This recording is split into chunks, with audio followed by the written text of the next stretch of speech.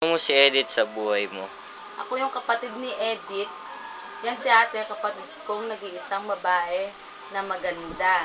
Pero mas malakas ang dating ko sa kanya. Message ko sa kanya,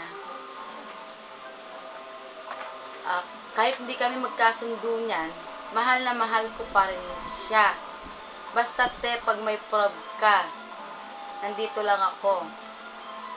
Basta ang problema mo yung tungkol sa, alam mo na, di ba? Ang wish ko, sana te, sana mabawas yung pagka-stricto mo. At sana, ngayong darating na 2014, sana magka-close na tayo. Yung di tulad ng dati. Kasi kahit gano'n lapit ko sa'yo, pero alam ko busy ka sa business mo. Te, happy birthday.